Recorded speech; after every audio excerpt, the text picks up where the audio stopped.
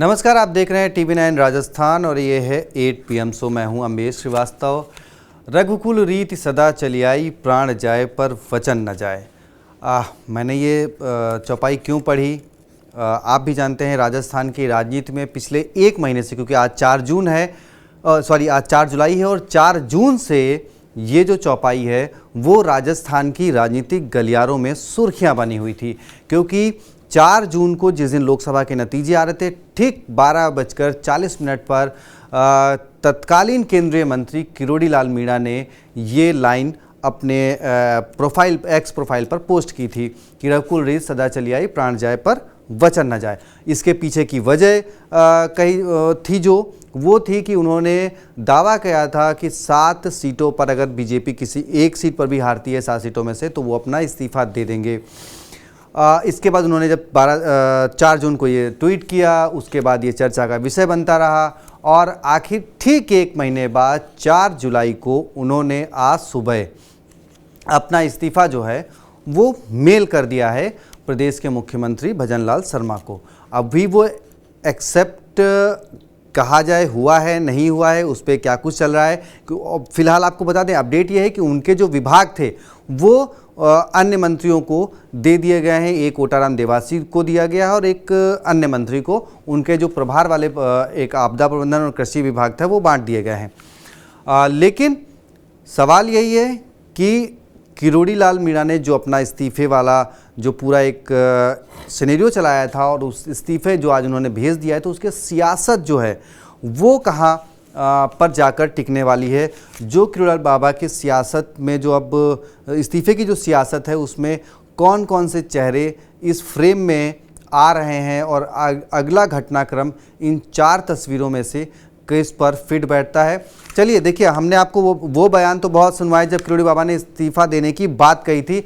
अब जब उन्होंने इस्तीफा दे दिया है तो इस्तीफा देने के बाद क्या कुछ उन्होंने कहा है वो सुनिए और उसके बाद हम चर्चा करेंगे हमारे executive producer Pushkar Chauhan sir से। तो पहले आपको वो दोनों बयान सुनवाते हैं, उसके बाद बात करेंगे। दिया था, फिर 25 जून को दे दिया था, मुख्यमंत्री जी से बीच में मिल लिया था, मुख्यमंत्री जी ने मना कर दिया था, इस्तीफा स्वीकार नहीं किया, तो अंत में मैंने उनको मेल कर दिया। अरे कोई विशेष कारण नहीं है जब तो बहुत बड़ा कारण है। मेरी न तो कोई मुख्यमंत्री जी से नाराजगी है न संगठन से नाराजगी है।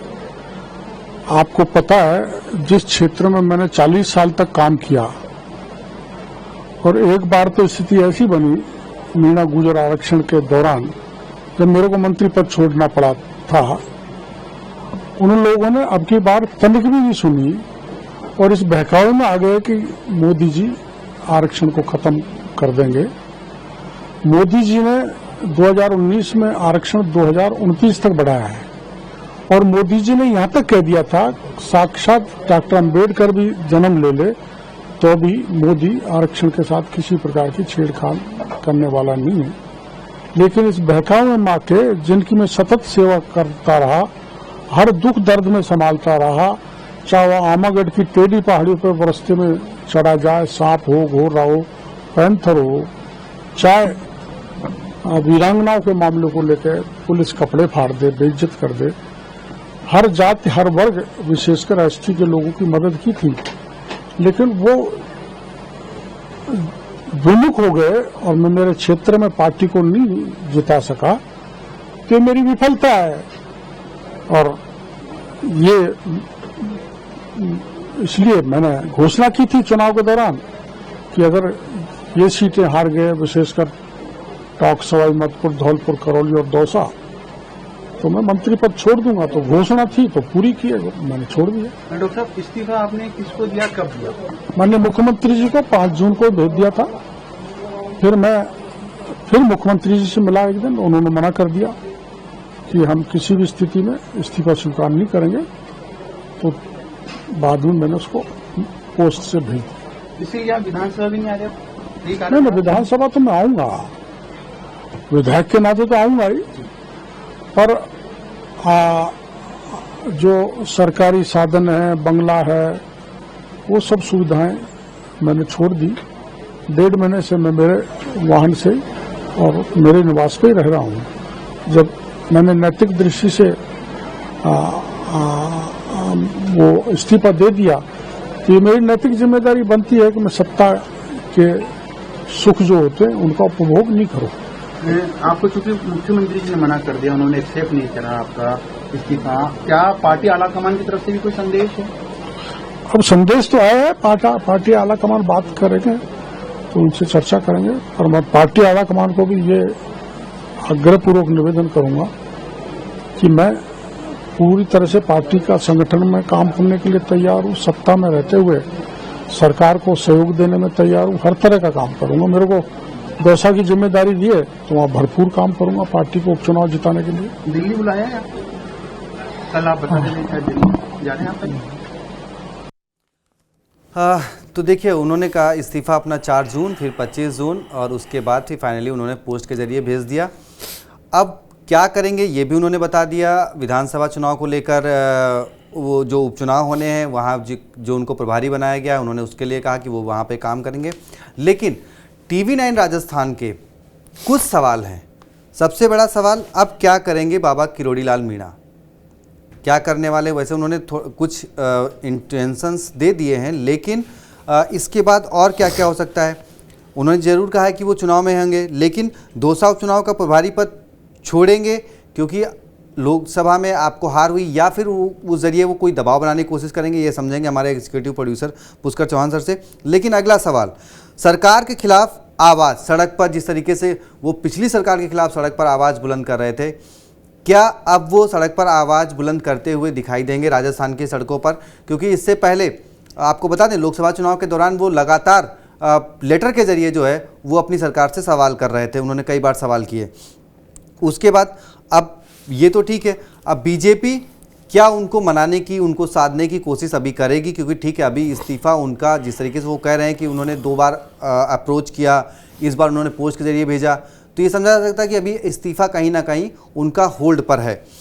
इसके अलावा अब जब इतना घमासान मचा हुआ है तो अब वसुंधरा राजे सिंधिया, उनका क्या अगला कदम होगा? ठीक है, वो बात अलग है कि वो 4 जून से बिल्कुल साइलेंट मोड पे हैं, लेकिन कहीं ना कहीं ये खबरें आ रही हैं कि वो मौके का इंतज़ार कर रही हैं, तो क्या वो मौका आने वाला है? अब उसके अलावा प्रदेश अध्यक्ष CP जोशी, देखिए पहले आप विधानसभा चुनाव जरूर जीतते हैं, लेकिन उसके बाद फिर आप एक करणपुर की सीट हारते हैं, फिर सीधे 11 लोकसभा सीटें हारते हैं, और अब 5 सीटों की आपके सामने चुनौती है, तो उनका क्या होगा प्रदेश अध्यक्ष का? अब सीधे बात करेंगे हमारे executive producer Pushkar Chauhan sir से। सर, आपने बयान भी सुन लिया, आपने सवाल भी देख लिया, अब किस सवाल से आप शुरुआत करना चाहेंगे? क्योंकि राजस्थान की राजनीतिक सियासी गलियारों में ये सवाल अब बड़ा हो गया कि इसके बाद और कौन कौन? ये बड़ा सवाल आपने पहले नंबर जो रखा है वही है, किरोड़ी बाबा करेंगे क्या, कहा क्या, करेंगे क्या जी। अब सियासत अब शुरू हुई है ना, उन्होंने तो दे दिया इस्तीफा, जिसके लिए लगातार दबाव चल रहा था। आ गया था कि उन्होंने गाड़ी नहीं ले रहे हैं, बंगला नहीं ले रहे हैं, मतलब ऑफिस नहीं जा रहे हैं। अब ये बीजेपी में अंदर रिफ्ट को और बड़ा करेगा। उनसे अब कोई पूछेगा ना, ये तो पहली बार था, कह दिया दौसा भी संभाल लें, सब संभाल लें। जब वहाँ जाएंगे, आप मंत्री थे, आप एक बड़ा औरे के साथ थे कि मैं, वो सीधे क्या बताते थे कि मैं मोदी जी से बात करता हूँ, प्रधानमंत्री जी ने उनको प्रधानमंत्री जी ने सब दिया है, और अभी 25 जून को भी वो प्रधानमंत्री के लिए कैसे क्या क्या चिट्ठी बांटने वाला काम बताया। वो अपने को हमेशा बड़ा नेता साबित करने में जुटे रहे। और जो ये आप 4 चेहरे दिखा रहे हैं, इसमें भजन लाल की चुप्पी ने बताया कि देखिए, सरकार जो चलाता है ना, वो शांत रह के बहुत कुछ कर सकता है। भजन लाल जी ने कुछ कहा ही नहीं, कोई उन्होंने टिप्पणी नहीं की, घर की बात उन्हें मालूम था। वो 2 दिन यहाँ भी दौड़ लिए। दरअसल ये सारा मसला ये था, किरोड़ी लाल जी चाह रहे थे कि विभाग बढ़े उनके और अच्छे विभाग मिले। वो रिस्पॉन्स अच्छा नहीं मिला। वो यहाँ संगठन मंत्री से मिल लिए, उससे भी काम नहीं चला। वो उन्होंने टाइम मांगा था शीर्ष नेतृत्व से भी, तो उनको बता दिया गया कि अब बागडोर भजन लाल शर्मा के हाथ में है, अब हम उसी के साथ चलेंगे। उन्हीं के निर्णय से चलेंगे। वो सीनियर थे, इसीलिए देखिए भजन लाल और जगहों पर देखिए मुख्यमंत्री रिएक्ट कर देते हैं कि हम बात करेंगे, ये करेंगे। शांत वो अपना काम कर रहे थे, उन्होंने दिया। इसीलिए तो अभी समझ में नहीं आ रहा था कई लोगों को कोई इस्तीफा मंजूर हुआ कि नहीं। मंजूर हो चुका है इस्तीफा, इसीलिए उनके विभाग बांट दिए गए। वो अभी मंत्री विदाउट पोर्टफोलियो नहीं है। अब दरअसल जो ये चेहरे घूम रहे हैं, जब भजन लाल ने इसको बड़ी शांति से, सीनियर नेता थे, हवा नहीं देना चाह रहे थे बीजेपी आला कमान कि कोई ये संदेश चला जाए कि जहां बिल्कुल मजबूत सरकार आई थी वहां अभी रिफ्ट है। उनसे कहा गया आपको काम करना है करिए, आपको इस्तीफा है दे दीजिए। आपने अपनी बात कही थी, किसी केंद्रीय नेतृत्व ने तो ये नहीं किया था। भाई यही होता है ना, राजनीति में बड़बोलापन बड़ा नुकसान कर देता है। अब आपने कह दिया मैं तो यहीं पानी पिलाऊंगा, और रिपोर्टर ने पूछा आप कौन कौन सीट कह रहे हो, ले एक भी आदमी यही कह रहा है ना। अब पक्ष वाला भी कह रहा है बाबा ने अपना धर्म निभा दिया, जो बात कही थी उस पर अड़िग रहे। अरे उससे हुआ क्या? ठीक है, चुनाव में हार जीत लगी रहती है, आप उस स्तर से बात कीजिए। इस तरीके से कहा ही नहीं जाता मैं राजनीति छोड़ दूंगा, मैं मंत्री पद छोड़ दूंगा। अब क्या होगा? अब दौसा में आप जाएंगे, जब दौसा सीट पे उपचुनाव में, तो आप क्या कहेंगे? आपकी क्या कहेंगे कि आपकी जिता दो? तो नहीं होता ऐसा, वही बात है। मैं एक चीज़ समझना चाहूँगा, कहीं सर ऐसा तो नहीं कि आपने इस्तीफा दे दिया, दौसा के बीच एक मैसेज आप कन्वे कर रहे हैं कि देखिए आपने हरवा दिया था इसलिए हमने इस्तीफा दे दिया, आपकी उपचुनाव जितवा दीजिए, मैं वापस चला जाऊंगा बड़े पोस्ट पे। जो आपने ये लिखा है कि इस्तीफे वाली सियासत क्यों? ये और सीटों पे और बड़े मंत्री जो जिनकी जिम्मेदारी थी अपने अपने क्षेत्रों में, वहां अब उन पर नैतिक दबाव आ जाता है। राजनीति में परसेप्शन बहुत बड़ी चीज होती है। परसेप्शन क्या जा रहा है आप देखिए ना। परसेप्शन, यही बात तो 2 दिन से सदन में राष्ट्रपति के अभिभाषण पर जवाब देते हुए कहा कि प्रधानमंत्री ने कि परसेप्शन ये जा रहा है जैसे बीजेपी हार गई। अरे बीजेपी गठबंधन प्री पोल अलायंस का 292 तीसरी बार भी आया है, प्रधानमंत्री वो बने, लेकिन क्रिटिक्स वो बता रहे हैं कि अरे नहीं वो 52 वाले 99 पहुंच गए, ये बड़ी उपलब्धि है। दरअसल खेल परसेप्शन का है, और ये परसेप्शन किरोड़ीलाल मीणा ने खुद गढ़ा कि मैं जिता के भेजूंगा। भाई मुख्यमंत्री ने नहीं कहा ना, वो भी कह सकते थे उनको, वो तो ताजा ताजा मिले थे। इतने सालों की सियासत, आप 2 बार लोकसभा रहे, 1 बार राज्यसभा रहे, 5 बार 6ठी बार विधायक हैं, आपको ये सब बोलना ही नहीं चाहिए था। आप कहते कि ठीक है कोशिश करते हैं देखेंगे, आप सब कुछ बोलते दाएं बाएं, अब सियासत छोड़ दूंगा यही पानी पिलाऊंगा, पिला रहे हैं पानी, अब क्या करेंगे? लेकिन सर अब इनके बाद देखिए कौन कौन से, अब यही जो राष्ट्रीय अध्यक्ष की फोटो है, उसका फोटो का इस्तेमाल यहाँ इसलिए है कि अब बाबा को ये बता दिया गया था कि आपने इस्तीफा दिया है, आपने जिम्मेदारी ली, आप पब्लिक की राजनीति में, तो अब आप अपना सेंटिमेंट्स दीजिए। बाकी उनसे कह दिया गया है कि आप जैसा अगर पार्टी लाइन से हट के काम करेंगे तो आप पर कार्रवाई हो सकती है। अब घूमती है बात, अच्छा अब आ जाइए सीपी जोशी पे। ये वो आदमी है कि ये क्यों प्रदेश अध्यक्ष बनाए गए और अब क्यों ये चर्चा चलने लगी कि वो हटा दिए जाएंगे। नहीं, उनका कार्यकाल भी पूरा हो गया वैसे तो। अभी कार्यकाल तो अभी एक्सटेंशन मिला ना, पहले राष्ट्रीय स्तर चेंज होगा, अब वो सबसे ज़्यादा उसी पे धुरी घूम रही। भाई भजन लाल शर्मा ने तो 15 दिसंबर को शपथ ली, वो रिजल्ट कहाँ से खराब कर देंगे। पहले लगी रही उपचुनाव में, वो खत्म हुआ, उनके साथ तो वही चल रहा है। गुड 100 दिन के कार्यकाल पर 11 सीटें चली गई अगर देखा जाए। 15 जनवरी, 15 फरवरी, 15 मार्च, 15 अप्रैल, 120 दिन में 100 दिन के कार्यकाल में चला गया। जब तक पोर्टफोलियो 30 दिसंबर 28 दिसंबर को बटे थे, उतने दिन में काम लग गया। अब वो उनसे तो नहीं पूछा जा सकता कि ऐसी जननीति खराब गई है। इसीलिए ये अब एक चीज में आगे हो गए किरोड़ीलाल मीणा कि भाई मैंने जो कहा था कह दिया। अब वो नेता बताएं जो संगठन की जब मीटिंग होती है तो कहते हैं मैं जिता दूंगा, ये कर दूंगा, वो कर दूंगा, जिम्मेदारी भी तो लीजिए हार के। ये एक बड़ा काम है जो किरोड़ीलाल मीणा ने किया है। अब सबसे ज़्यादा एक्टिव कौन होगा? वसुंधरा राजे। जी सर, उनकी बात। और अब वसुंधरा राजे दिखाएंगी कि सियासत होती कैसे। कहते हैं ना, मैं हमेशा ही बोलता हूँ, राजस्थान बीजेपी में राजस्थान और राजस्थान की सियासत को समझने में अगर सबसे बेहतर कोई चेहरा है तो वो वसुंधरा राजे। यहीं से सियासत है।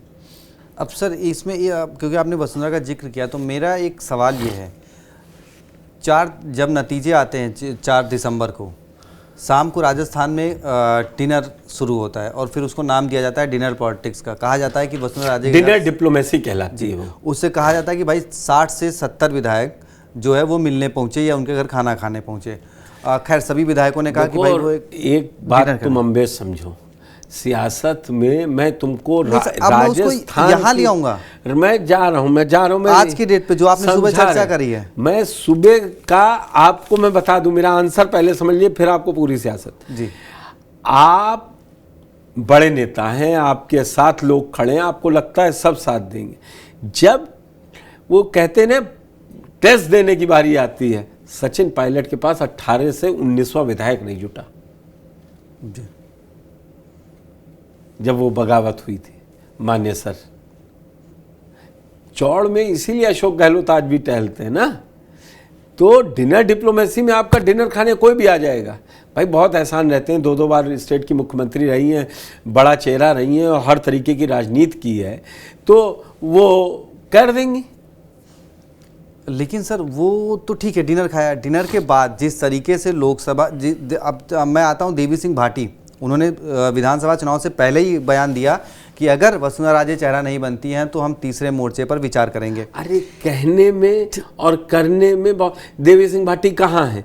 कौन सुन रहा उनकी?